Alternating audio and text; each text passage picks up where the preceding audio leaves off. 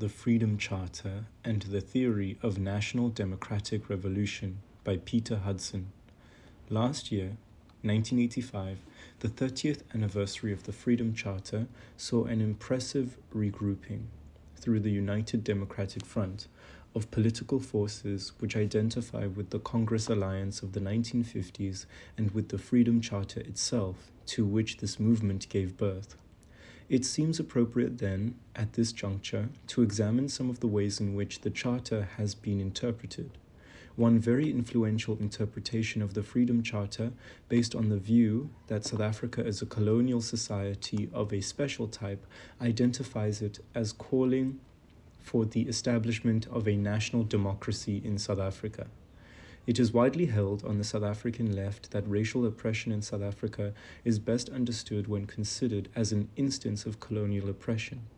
Because the South African case differs in some significant respects from other instances of colonialism, the term colonialism of a special type, CST, or internal colonialism is used by subscribers to this view.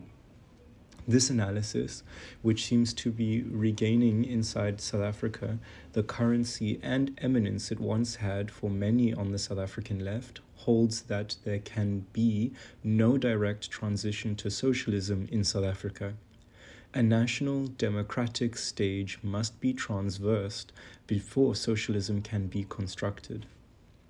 One searches in vain, however, for a satisfactory account of the theory of national democratic revolution in the literature in support of the CST analysis of South Africa.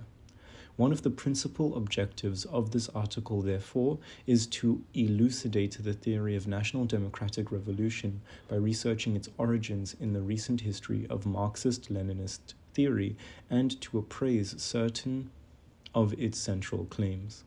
The theory of national democracy was developed by Soviet and Allied Marxists in an effort to deal with problems confronting the struggle for socialism in societies in which the level of development of the productive forces is considered comparatively very low and in which the working class is both numerically and politically insignificant.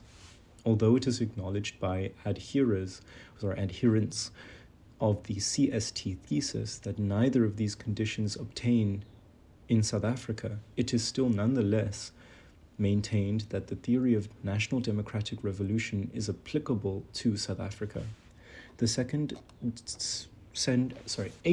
central objective of what follows is to criticize the arguments advanced by adherents of the CST thesis in support of their claim that revolutionary class struggle in South Africa must, of necessity, assume the form of a struggle for national democracy until the system of national domination has been destroyed. The attempt to refute these arguments is not based on a retreat to the principle of the necessary determination of political identity by class interests.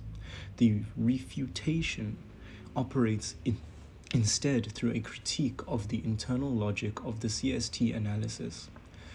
Neither should it be read as ultra-leftist or workerist. On the contrary, nothing in what follows denies the imperative need for the formation of broad alliances in the struggle for socialism in South Africa and elsewhere.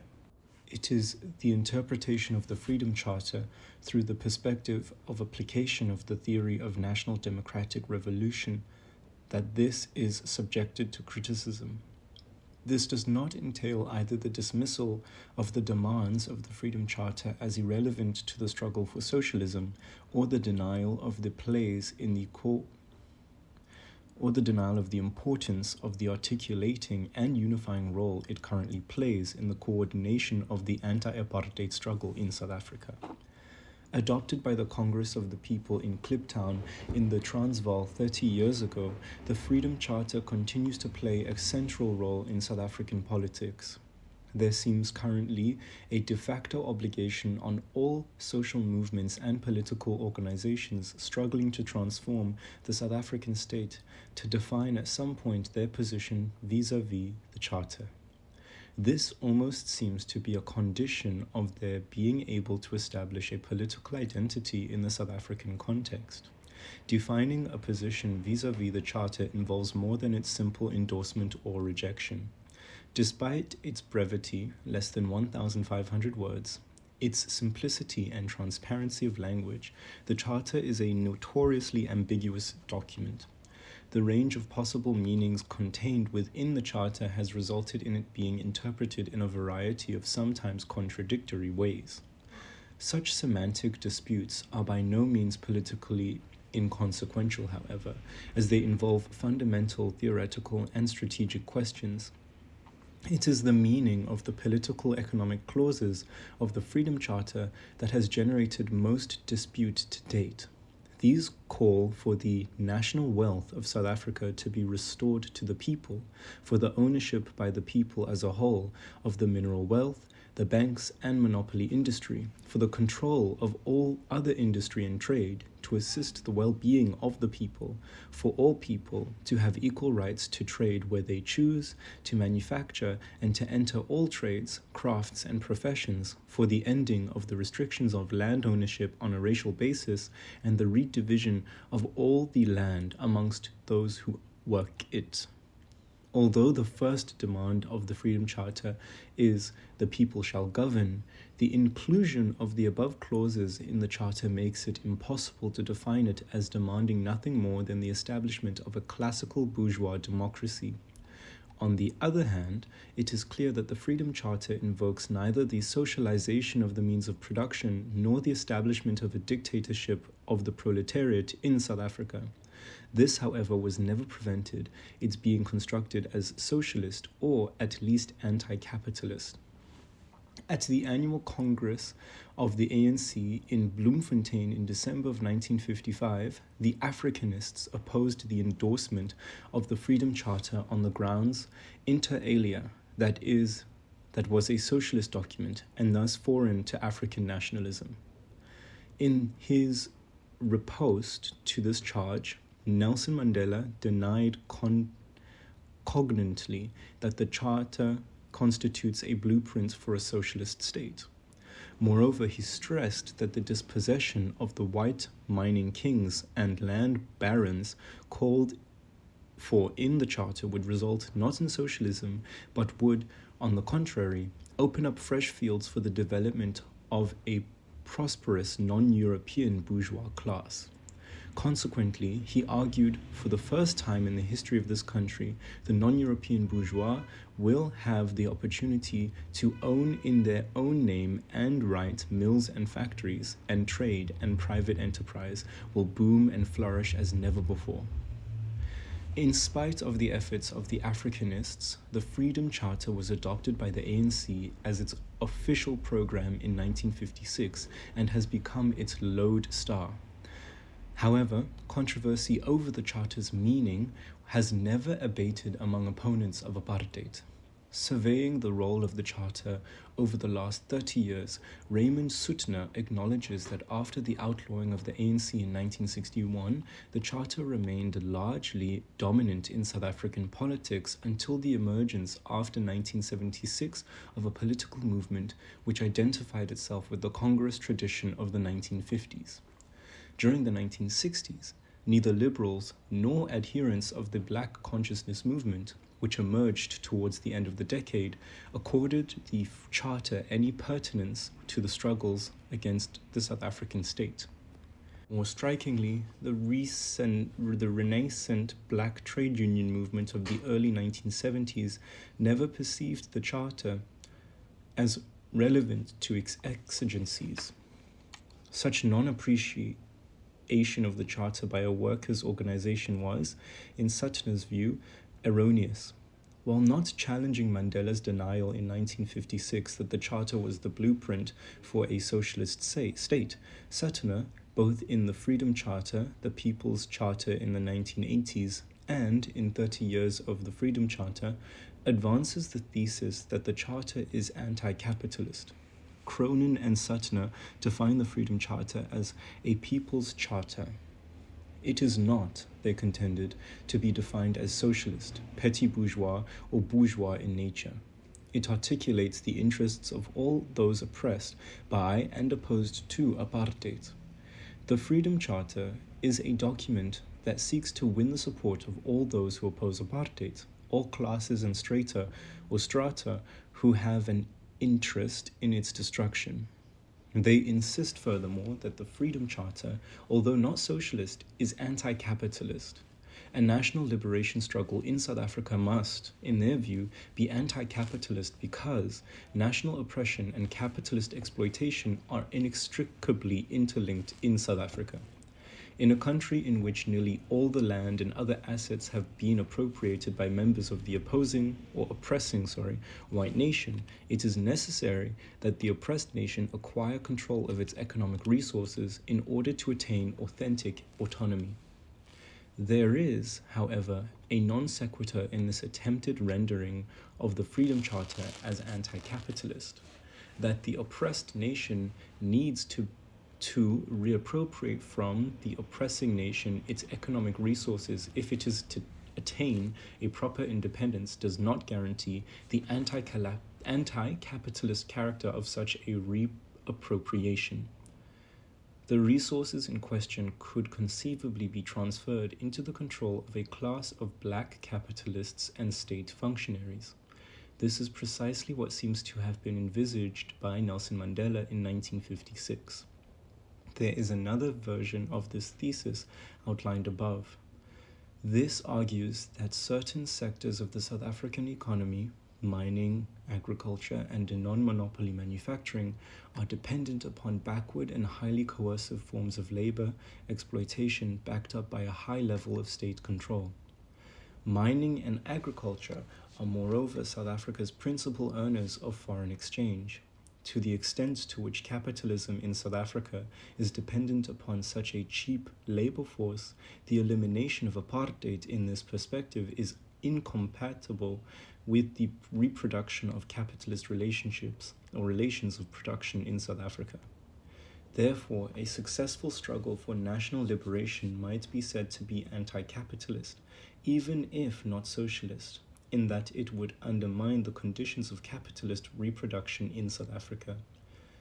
Any such attempt to interpret the Freedom Charter as anti-capitalist is weakened, however, by the class essentialism which informs it. It assumes that without the oppressive structures of apartheid, the black South African working class would immediately cease to tolerate capitalist subjection. It remains, however, to be demonstrated that national liberation is a sufficient condition for the emergence of a revolutionary proletariat in South Africa.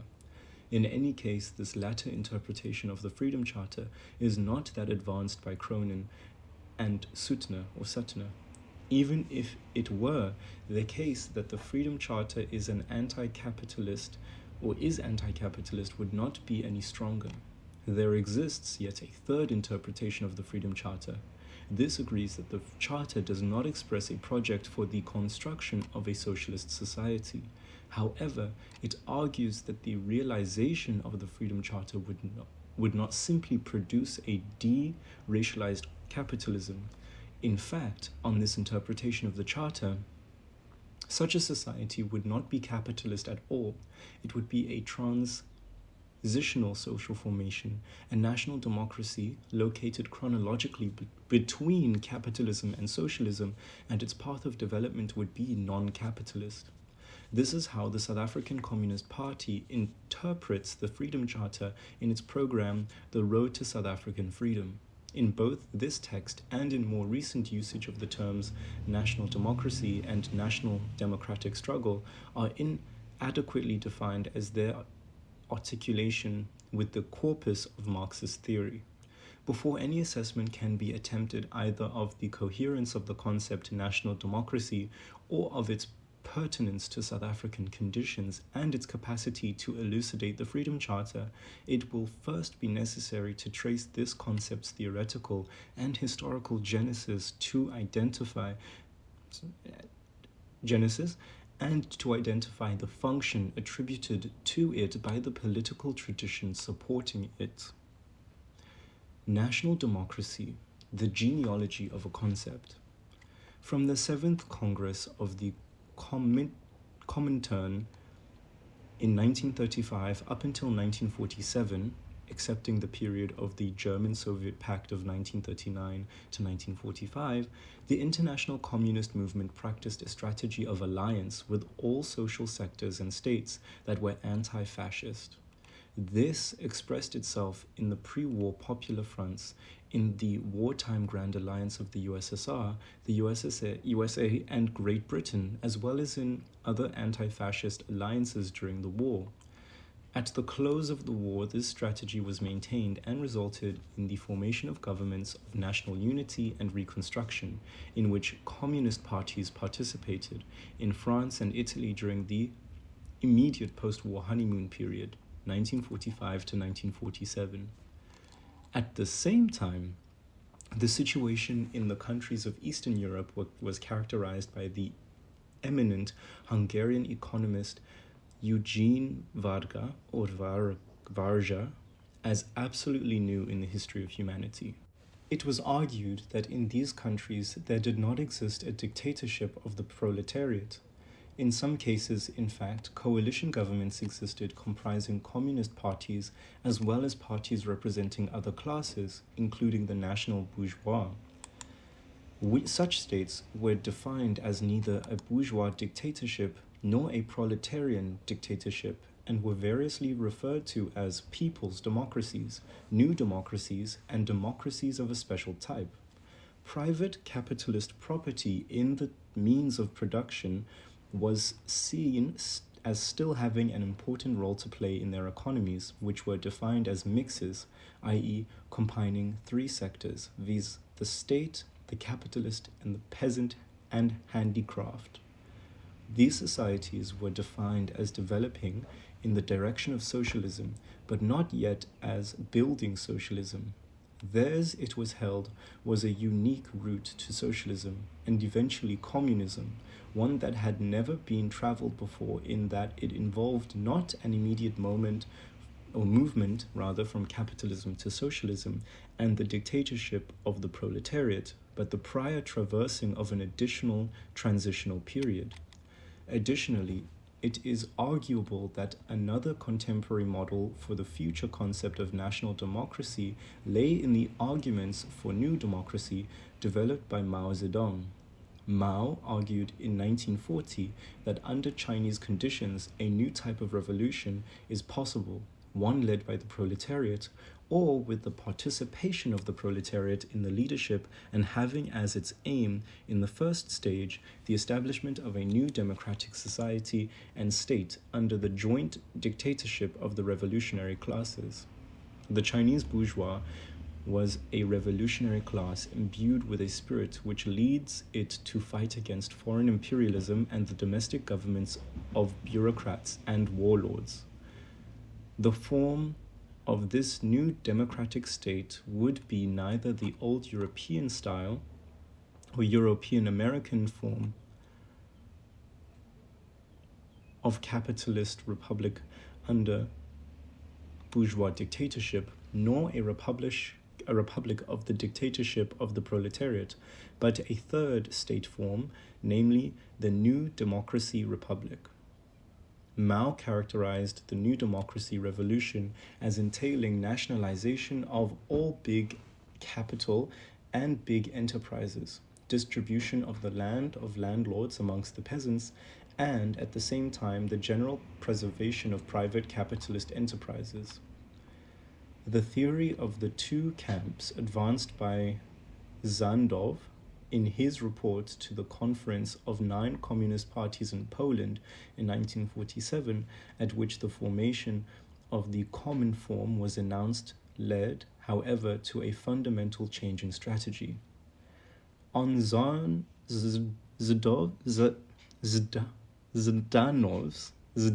analysis of the international conjuncture, developed largely in response to the Marshall Plan offensive of the United States, the world had become bifurcated into two implacably antagonistic camps, the anti-imperialist democratic camp and the imperialist anti-democratic camp. In such a highly polarized world, there was no place for the policies or polities of alliance and unity practiced by the international communist movement during the previous decade, and a left turn ensued. Accordingly, the communist parties in the colonial, semi-colonial, and dependent countries were to issue alliances formed with the national bourgeoisie during the preceding period.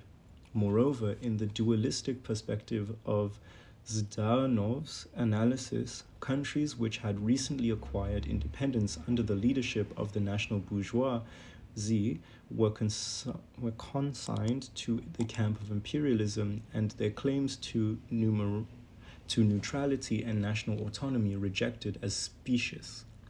The following text from 1947 illustrates this Zdanotiv perspective.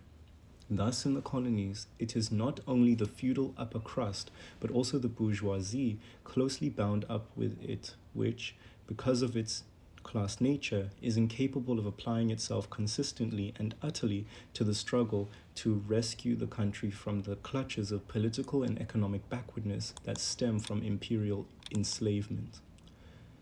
In sympathy with this change, a concerted attempt to redefine the nature of the people's democracies in conformity with the exigencies of the theory of the two camps had to be made.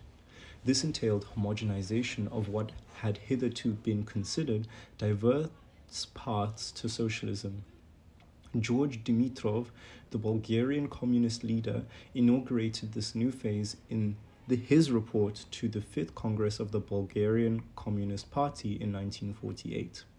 Dimitrov denied that there was any essential difference between the people's democracies and the Soviet state. It was now declared that dictatorships of the proletariat existed in the former, and that these were socialist societies. Whatever differences distinguished the Soviet Union from the people's democracies were relegated to mere differences of methods, means, forms, and tempos of movement. Nothing, in other words, which undermined the thesis that there exists a unique path to socialism.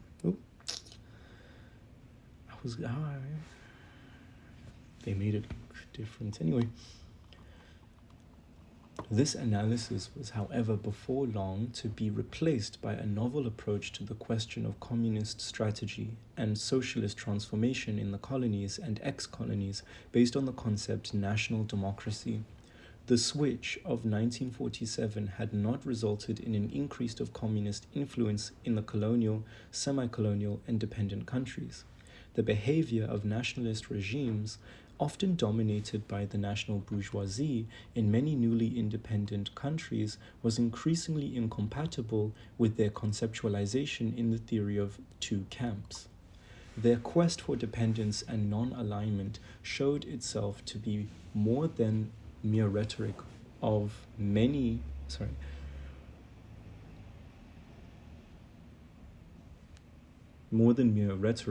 and many of them initiated far-reaching social and economic reforms. Not only did the Zhdanovite schema seem inconsistent with developments in the underdeveloped colonial and ex-colonial world, but it was politically unfruitful both for the Soviet Union on the international plane and for numerous communist parties in underdeveloped countries. Gradually, the analysis of the nature of underdeveloped social formations changed, as did the strategy pursued vis-à-vis such social formations by the Soviet Union and by national communist parties. The Soviet Union ceased demeaning decolonization as merely formal and began to recognize it as an essential prerequisite for the full emancipation of the colonies. It began to acknowledge the authenticity of the claim by many newly independent countries to be non-aligned. It strove in cooperation with them to construct a zone of peace by bracketing together the socialist camp and the non-aligned countries against the advanced capitalist imperialist countries. The identification of the national bourgeoisie in the underdeveloped world was being compelled by its class nature to ally itself with international finance capital was also eventually jettisoned. It was replaced by a conception of the national bourgeoisie in the underdeveloped world, according to which its interests lay in the formation of an alliance with the working class, the petty bourgeoisie, and the peasantry in order to struggle together against imperialism. As early as 1949, I.G. Potemkin, who was in 1956 to become director of the African Institute of Moscow, presented an analysis of the role of the national bourgeoisie in the underdeveloped world at variance with the dominant contemporary conception based on the theory of the two camps. According to Potemkin, a crucial distinction needs to be made between revolution in the imperialist countries and revolution in the colonial or dependent countries. There, the oppression by imperialism of the other country is one of the factors causing a revolution. There, such oppression cannot avoid involving the national bourgeoisie as well in the struggle against imperialist enslavement. The interests of the bourgeoisie coincide with those of the entire people. The leading role in the national liberation movement in most of the colonies of tropical and South Africa is now performed by the national bourgeoisie and the national intelligentsia. A new conception crystallized of the nature of the non-aligned newly independent states in which the national bourgeoisie or any other non-proletarian social force initiated popular reforms and programs of economic development. By 1956, the dominant view was highly critical of the sectarian errors made in the past concerning the role of the national bourgeoisie vis-à-vis the perpetuation of imperialist domination on the one hand and national liberation on the other. Internal processes have not been analyzed sufficiently carefully, and no adequate assessment has been made of the objective tendency towards independent capitalist development, which has undermined the dominant position of imperialism. Underestimation of the contradictions existing between the national bourgeoisie and imperialism has led to outright denial of the incontestable fact that at certain stages of the anti-imperialist struggle, the interests of this bourgeoisie largely coincided with those of the majority of the people. Ex-colonial social formations under the rule of the national bourgeoisie ceased to be perceived by the international communist movement as irrevocably integrated into the imperialist anti-democratic camp.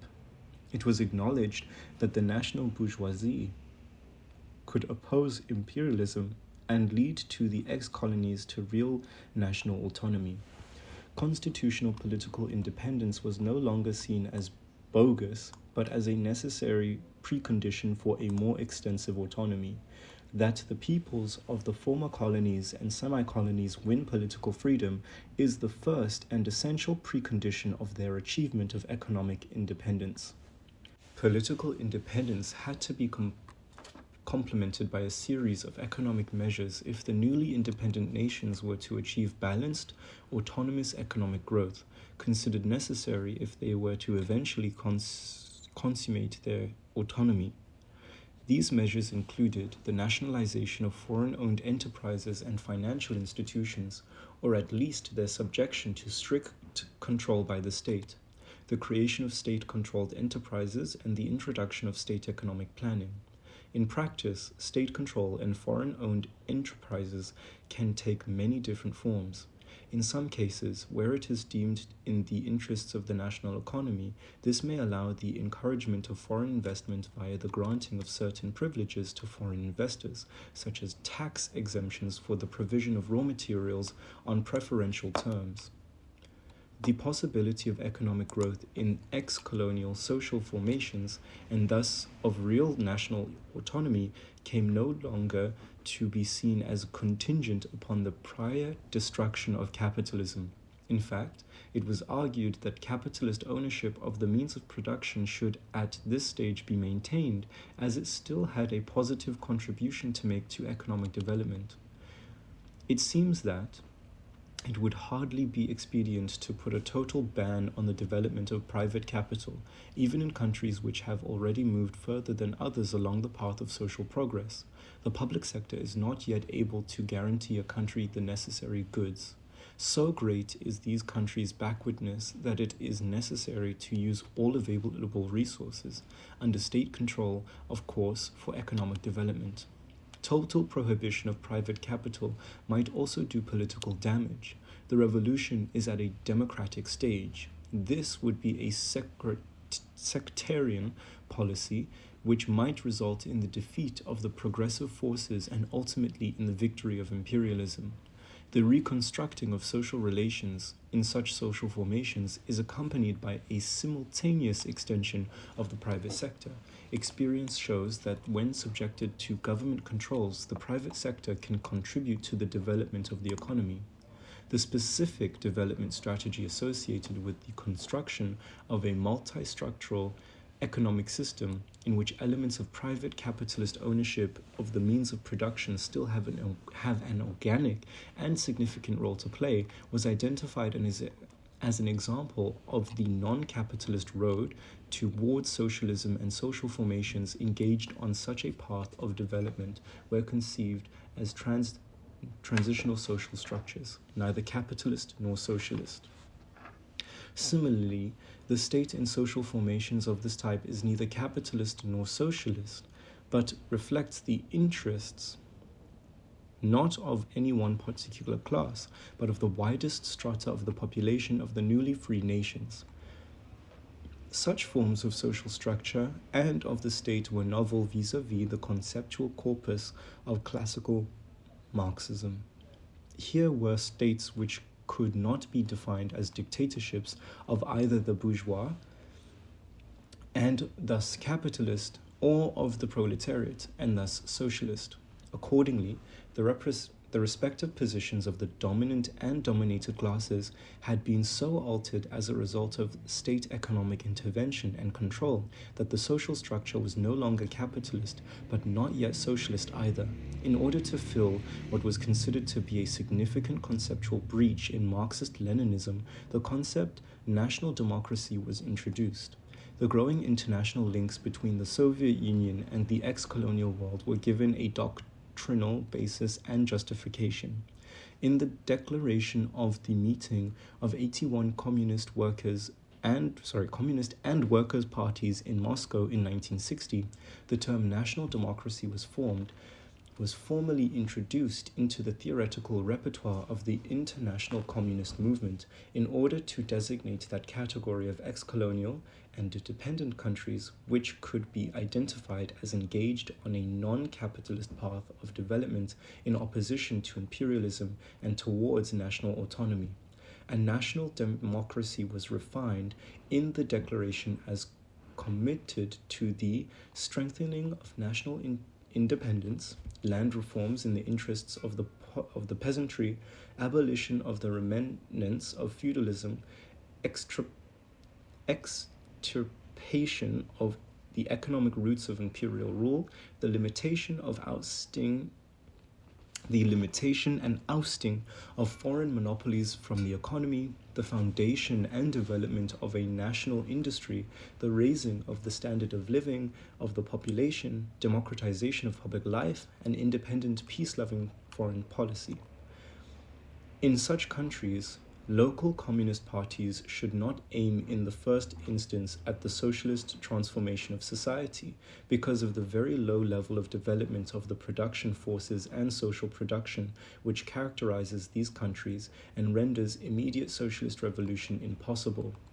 The conditions for immediately carrying out revolutionary socialist transformations and for embarking on the socialist path have today not measured in all the countries. Not all countries have a sufficiently organized working class, a peasantry ready to accept the leadership of the working class, and a Marxist-Leninist party. Does this mean that in these countries social development must slow down or even come to a halt? Of course not. Revolutionary Marxists, having studied the special features and tendencies of the life of the young state, have established that they can have a progressive development along a non-capitalist path that will eventually lead to socialism.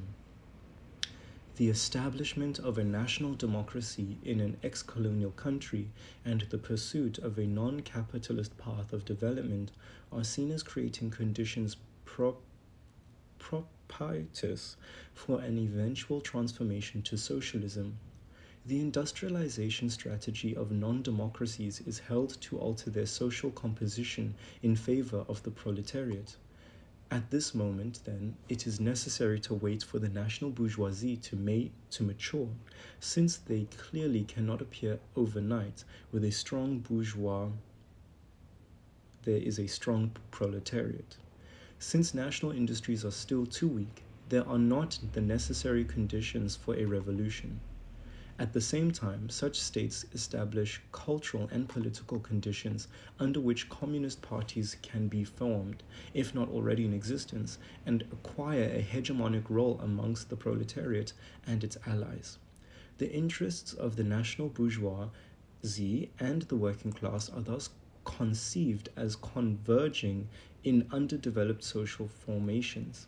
The national bourgeoisie has an interest in the struggle against the international capitalist monopolies which seek to stifle its growth. It has moreover an important role to play in what is referred to as the non-capitalist path of development. Capitalist ownership of the means of production is an integral feature of this mode of development. The forms of state intervention which are part of this non-capitalist path of development are not seen as in conflict with the interests of the national bourgeoisie or with capitalist property ownership. On the contrary, a large and energetic state sector in the economy is conceived in the theory of national democracy as the best defense available to the national bourgeoisie against the international monopolies. The working class in underdeveloped social formations is viewed as, in most cases, incapable of initiating and sustaining a struggle aimed at socialist revolution. It should not, however, forego the objective of socialist revolution, but should instead aim to construct via the implementation of a complex set of socio-economic measures, a new social structure transitional to socialism. It should aim, in other words, for a gradual development of revolution, stage by stage, for the possibility of non-capitalist development towards socialism. In the mid-1970s, the term national democracy was replaced by socialist orientation. This terminological substitution was introduced in order to remedy what was felt to be the non-socialist connotation of the term national democracy. A socialist-oriented social formation like a national democracy is defined as pre-socialist. In the document released by the first meeting of the Communist Parties of Tropical and Southern Africa in 1978, entitled For the Freedom, Independence, National Rebirth, and Social Progress of the Peoples of Tropical and Southern Africa, states of socialist orientation are defined inter alia by the fact that they pursue policies aiming at the gradual creation of the political, material, social, and cultural preconditions for the transition to building socialism. Let us now consider the identification of national democracies and societies of a socialist orientation as transnational non-capitalist social formations. It is a legitimate, so we're asking the question, is this a legitimate qualification? Are such social formations transitional and non-capitalist? Does the role of the state in such societies justify this description of them? In short, are they really oriented towards socialism? In order to address the issue, it is first necessary to consider very briefly A, the nature of the transitional social formation in Marxist theory, and B, the nature of capitalist relations of production themselves. A, for both Marx and Lenin, the transition from one mode of production to another could not occur immediately, but necessarily takes the form of a process. In the case of the transition from capitalism to communism, Marx and Lenin refer to the process as socialism. Here, throughout the duration of this process, the relations of production of the preceding mode of production, e.g. the capitalist private appropriation of the means of production, are progressively replaced by new relations of production, e.g. communist social appropriation of the means of production. Transitional thus denotes a period during which the relations of production of the preceding mode of production are progressively transformed. This transformation, in the case of the movement from capitalist to communism, begins with the appropriation of the means of production by the workers' state. Thereafter, this appropriation must pass into the hands of the direct producers themselves in order for the social appropriation of the means of production to be consummated. Socialism, the period of transition, is defined as the first phase of communism, a phase marked by the residues, the defects of capitalism. These are identified as inter alia, the continued existence of certain inequalities in the relations of producers to the means of production and in the division of labor, as well as the continued existence of money and commodity exchanges. On the other hand, socialist societies are also said to be characterized by the existence of elements of communism in the form of the nascent social appropriation of the means of production via collective ownership and state planning. A society such as Poland, in which more than 80% of the cultivated land is under private ownership, can therefore still be considered as socialist on the condition that it can be established that this situation is being progressively reversed, not simply in the control of the direct producers themselves. Not simply in the sense of coming under state ownership, but passing into the control of the direct producers themselves. What qualifies a society as socialist and therefore also transitional for Marx and Lenin is thus the fact that in it every form of exploitation is on the way to disappearing, to the extent that its material foundations are disappearing. B. The capitalist mode of production, defined at the most general level by a double separation of the units of production from one another and of the direct producers from the means of production, assumes different historical forms. In each of these, the content of capitalist private property, i.e. control by a single class of the means of production, has a different form. The capitalist class can comprise a multiplicity of individuals, each exercising powers of economic property, competitive capitalism, or a multiplicity of groups of property owners, monopoly capitalism. Economic property may also be held in the hands of state functionaries who derive their powers from their place in the state apparatus, state capitalism. In this latter case, it is clear that the mode of constitution and reproduction of the dominant capitalist class differs significantly from the form assumed by these processes in competitive and monopoly capitalism. To the extent, however, 1. that control of the means of production is not wielded by the direct producers themselves, 2. that commodity exchange still obtains and the units of production remain separated from one another, preventing a planned economy from being possible, and 3. that neither 1 nor 2 above is being progressively transformed, the capitalist mode of production still exists and the transition to socialism has not begun. As we have seen in national democracies and societies of a socialist orientation, not only is capitalist private property not eliminated, but it is in addition, and in view of the above discussion of the nature of socialism in Marxist theory, more importantly, allocated a potentially expanding role. Given this, it is impossible, barring of course an indulgence in dialectical logic, to characterize them as either transitional or non-capitalist. This characterization would only be appropriate were it possible to identify the conditions of existence of the relation of exploitation of the preceding mode of production as being progressively undermined in such societies. It is therefore only on an indefensibly narrow definition of capitalism that the terms national democracy and socialist orientation can be granted the meaning attributed to them in the political tradition supporting it. It may well be the case that increased state power over production is a necessary preliminary to the eventual social appropriation of the means of production. A necessary condition of the latter is, however, that the proletariat and its allies exercise state power. Unless this is the case, it is even arguable that the establishment of a national democracy and the pursuit of the non-capitalist path of development are likely to facilitate the eventual consolidation of an admittedly somewhat modified form of capitalism in South Africa rather than enable a transformation to socialism.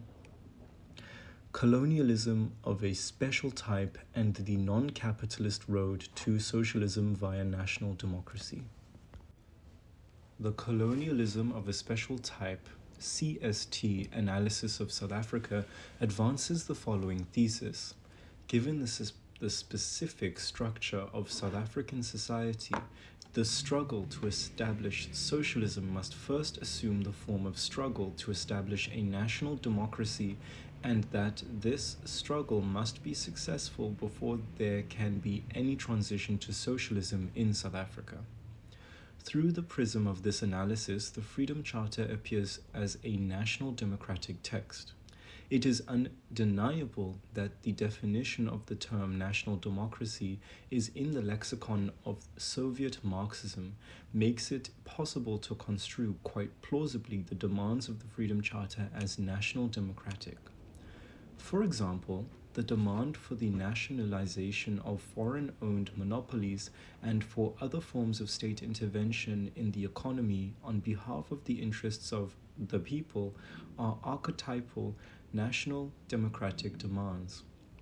In South Africa, a colonial society of a special type, i.e., in which colonizers and colonized inhabit the same political territory, the demand for nationalization of foreign-owned monopolies comes to include the demand, which figures centrally in the Freedom Charter, for the nationalization of monopolies owned by white South Africans.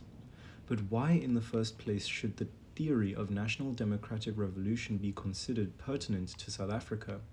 Why, in other words, should the process of socialist transition in South Africa have to traverse a national democratic stage? This is the first question that needs to be addressed. Secondly, is the definition of national democracy cognate?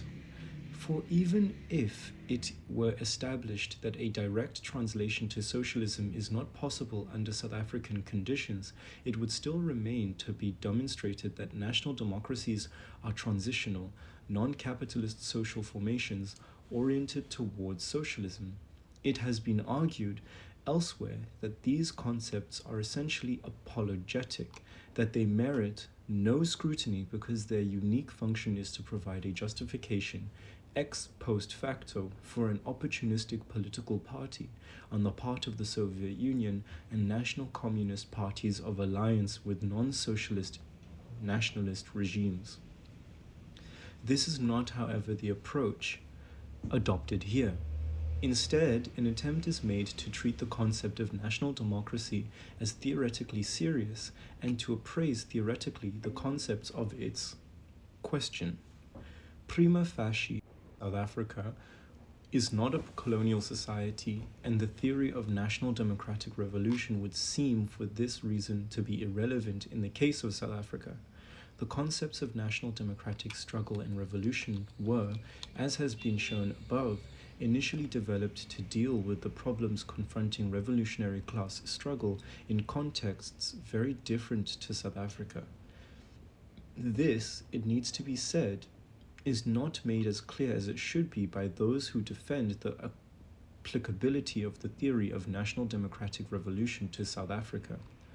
Consequently, the justification as to why revolutionary struggle in South Africa must, for the present, assume a national democratic form cannot be the same as it put forward in the theory for other colonial social formations, viz. The political weakness of the proletariat and its consequent need for more time to expand in size and develop politically. It is acknowledged by adherents of the CST thesis that South Africa is unlike other colonial societies in some important respects. Not only do the colonizing and colonized nations occupy the same territory, but in addition, unlike in other colonial societies, adherents of CST have made it clear that the material prerequisite for socialism exists in South Africa. They have characterized this as a certain level of industrialization, socio-economic conditions, and the force to carry out the revolution, the working class, exists. Yet, spite of such significant differences between South African between the South African social structure and that characteristic of other colonial social formations, it is still maintained that black South Africans are subjected to a colonial form of oppression. There would appear to be two reasons for this. The first may be characterized as explanatory. In the road to South African freedom, recourse had to be the classical analysis of imperialism and colonialism developed by Lenin in an effort to elucidate the structure of political oppression in South Africa. Lenin's theory of imperialism and colonialism seems attractive to anyone wanting to explain national oppression in South Africa, because what Lenin appears to have achieved is to have identified the conditions under which capitalist exploitation produces a loss of political autonomy for certain countries and peoples. Under what conditions, according to Lenin, does this occur? It occurs, he argues, when finance capital, in order to maintain satisfactory profit levels in an advanced capitalist economy which has become overripe, exports capital to countries in which there is an available supply of cheap labor and raw materials. These countries are then deprived of their political autonomy, i.e. colonized, in order to guarantee the supply of these commodities. Finance capital now benefits from the exploitation of two proletariats, its own and that created in the colony, and as a consequence reaps what Lenin refers to as super profits. How is Lenin's analysis applied in the road to South African freedom? Firstly, why South Africa is identified with an advanced monopoly capitalist economy and state. Such an economy and state are, in Lenin's analysis, driven to colonize, i.e. to deprive of their political autonomy other peoples and countries in order to extract super profits via the exploitation of two proletariats. Secondly, it is suggested that because it is possible to identify in South Africa a category of agents who have been deprived of their political autonomy, therefore a colonial relation of domination exists between white South Africa and the non-white majority. The conclusion is then drawn that South Africa is a colonial society of a special type, one in which the colonial relation occurs within the boundaries of a single political territory. As South Africa is not obviously a colonial society, the burden of demonstration must be with those who claim that it is. It has to be said, however, that their analysis tend frequently to be more assertive than demonstrative. To characterize the specific political domination of black agents in post-1910 South Africa as colonial is not to demonstrate that this is a colonial mode of domination. It is therefore also not to explain it, i.e. to identify its specific conditions of existence. I will cite only one issue by way of example, as illustrative of this flaw in the CST thesis. In order to demonstrate, for example, that black workers in South Africa are not only subject to a specific form of political domination, but that this is a colonial form of domination, it must be possible to distinguish two proletariats without simply assuming the existence of a colonial relation of political domination dividing the working class. Yet this is exactly what the CST thesis has done.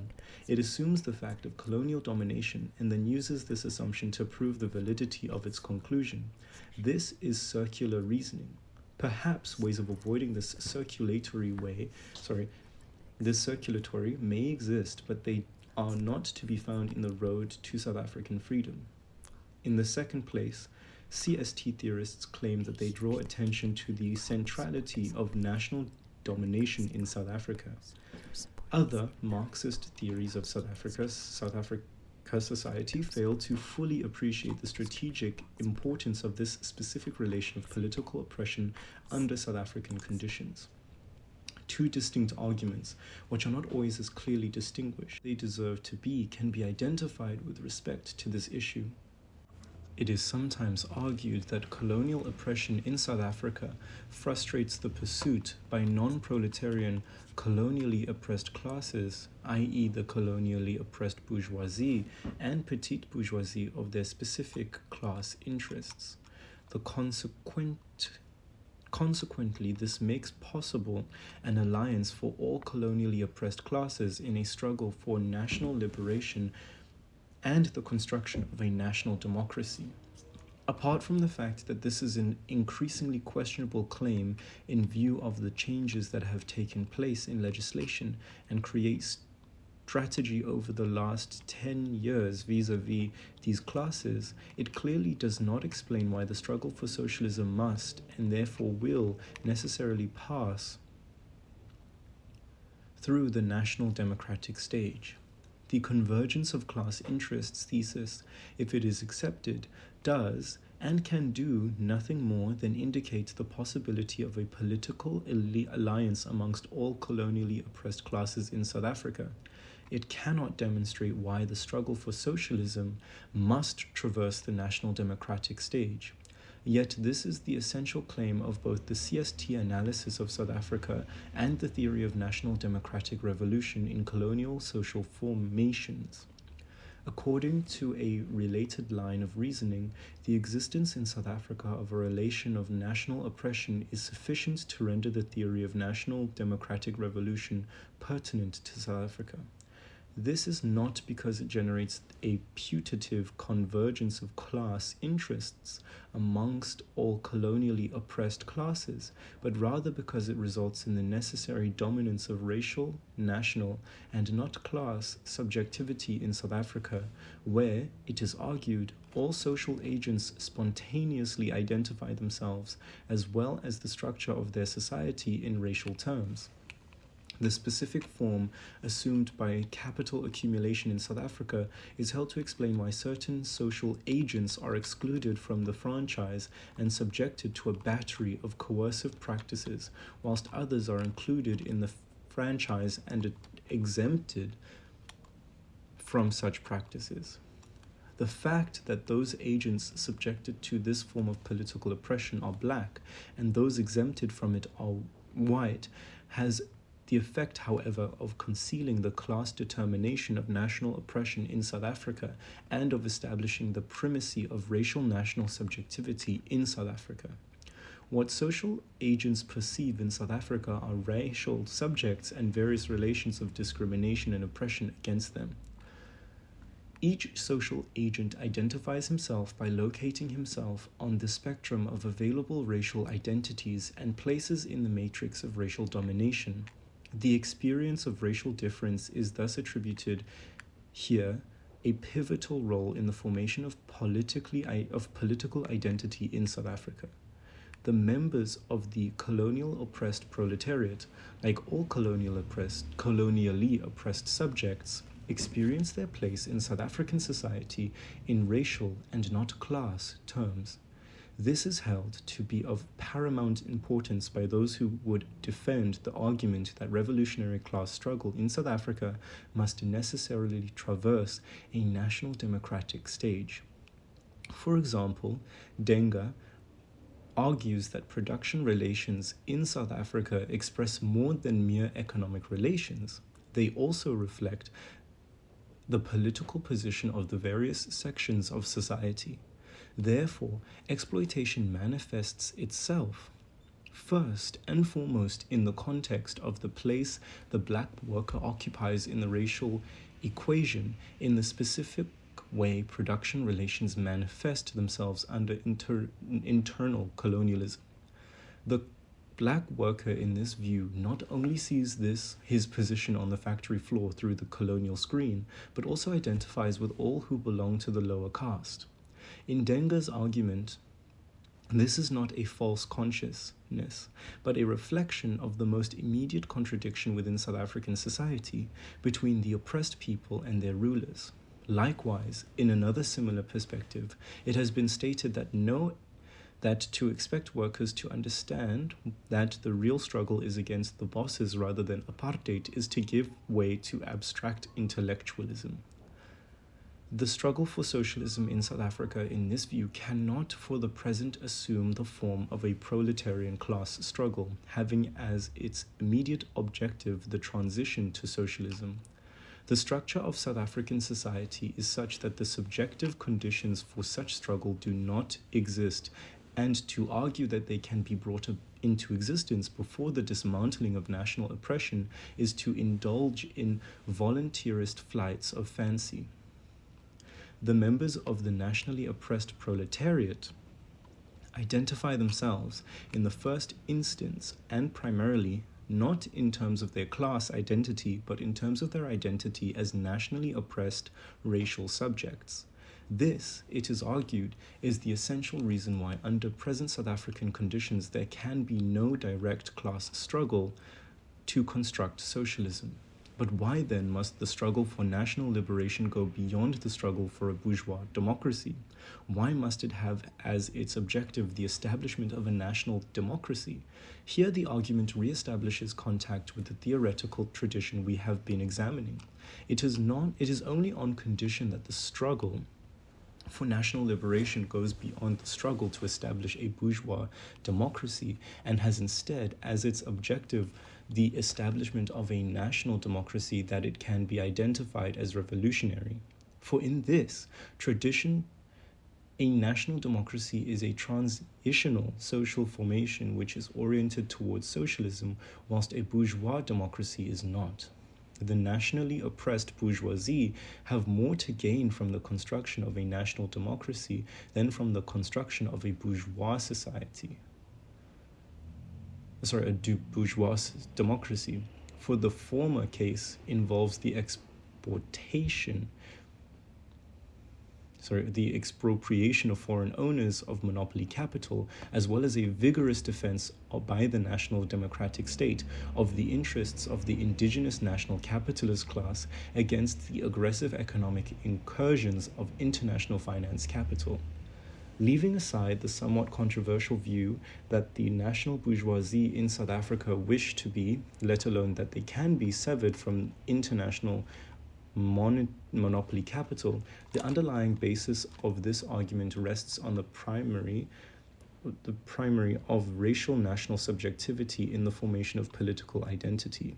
Ultimately, the thesis that the South African social structure causes racial identity to be the dominant form of political identity in South Africa is based upon the theory of ideology embodied in Marx's analysis in Capital of the fetishism of commodities. Fetishism is a characteristic of commodity-producing modes of production, in particular the capitalist mode of production, CMP. Such modes of production are characterized by a dual structure. They comprise an essence and an appearance, and only the latter can be perceived.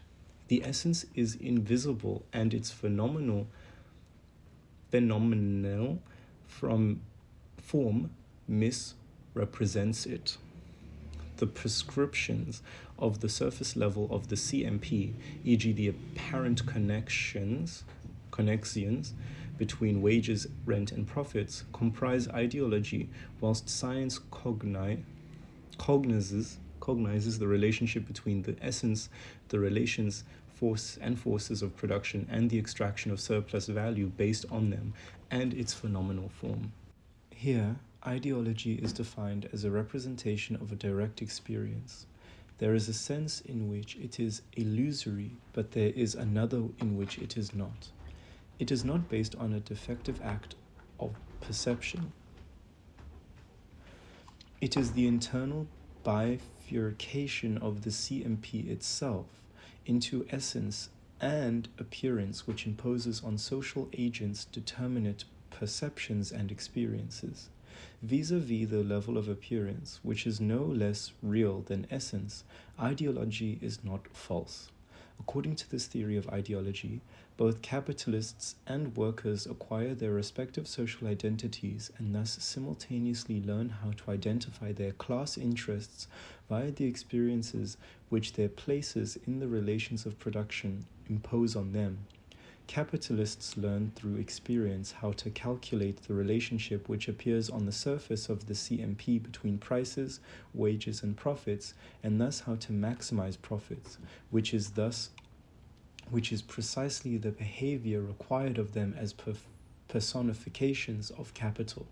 Similarly, what members of the working class acquire, via their experience of antagonism vis-a-vis capital, a collective class identity.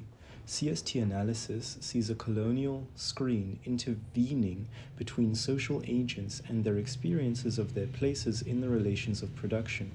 The concept of experience is called upon to play the same role it plays in the analysis of the fetishism of commodities. The constitution of racial subjectivity is explained as a consequence of the experience of racial difference and domination. When social agents in South Africa identify themselves in racial, national terms, this is said to be because they experience racial, national domination. Racial subjectivity in South Africa is at once illusory and non-illusory. Illusory because it conceals the class determination of racial domination in South Africa, but veridical because it expresses the experience of these objective relations of racial oppression. Thus, racial subjectivity cannot therefore be characterized as false consciousness. Following Brewster, Balibar, and Hurst, the theory of ideology upon which Marx's analysis of the fetishism of commodities is based appears, however, to be both empiricist and economistic. It conceives of the capitalist economy itself determining the way in which it is perceived and experienced by social agents and as forming their identities via this experience. Thus, the capitalist economy determines a set of necessary perceptions and experiences for social agents depending upon their places in the relations of production, which endows them with determinate subjectivities, capitalist, petty bourgeoisie, and proletarian, and to which correspond paradigmatic forms of political practice. Class subjectivity is here a direct structural effect imposed and acquired via experience. Here subjects are therefore empty and blank until filled with this set of perceptions and experiences. This construction depends upon an untenable construction of experience as univocal, i.e. as having only one meaning and being ambiguous. But experience is always about subject and open to interpretation, and therefore contains a range of possible meanings. The immediate experience, in terms of which Marx tries to conceptualize ideology and science, does not exist. An empiricist conception of the subject is therefore operative here. Whatever its shortcomings, the recent attempts by Ernesto Laclau and Chantal Mouffe to recast Marxism by developing an analysis of the constitution of social identity, which leans heavily on post-Saussurean discourse theory, has underlined the impossibility of deriving from an agent's place in the relations of production his dominant subject position. Although there may not yet exist a satisfactory theory of the formation of social identity in Marxism, it has become clear that the social enjoys a degree of openness and fluidity which classical Marxism finds it very difficult to acknowledge. The process of subject formation and the constitution of political antagonisms cannot be reduced, as they very often are in classical Marxism, to efforts of experience.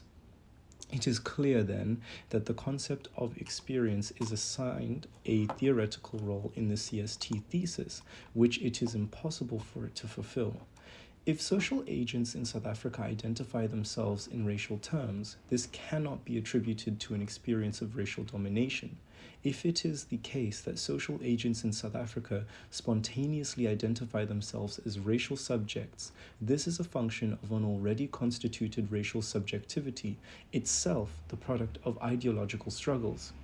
The dominant role of this racial subjectivity vis-à-vis other social identities, e.g., child, adult, man, woman, capitalist, worker, in the constitution of the fundamental political line of demarcation and antagonism in South Africa is therefore not guaranteed by the existence of racial domination in South Africa. The principal claim of the CST analysis of South Africa to the effect that there exists a necessary primacy of racial power, of racial over class subjectivity within the black working class in South Africa rests upon untenable theoretical principles. Its subsidiary thesis that revolutionary class struggle in South Africa must under present conditions assume the form of a national democratic struggle, and that the road to socialism in South Africa must, of necessity, traverse a national democratic stage, is reduced to an assertion. National racial identity has not been shown by the CST analysis to enjoy an inevitable primacy in South Africa. In fact, a much wider range of political identities can and does exist in South Africa than is able to be acknowledged by the CST analysis. Any attempt to inscribe the demands of the Freedom Charter in such a teleology has to be rejected. Contrary to the claims of the theory of national democracy and the CST thesis derived from it, the transfer of state power demanded in the Freedom Charter cannot be seen as inaugurating a non-capitalist, putatively proto-socialist path of development. Nothing in the Freedom Charter entails the elimination of capitalism and the establishment of a transitional social formation in South Africa. In fact, the fundamental question from the point of view of the transition to socialism of specifically working class power within the state is not addressed in the Freedom Charter. Clearly, the transfer of state power as envisaged there would very significantly modify the mode of constitution and composition of the socialist class as well as the form of capitalism itself in South Africa. Whilst this might be a necessary condition for the transformation of the mode of production in South Africa, it is not and should not be seen as a sufficient condition for such a transformation.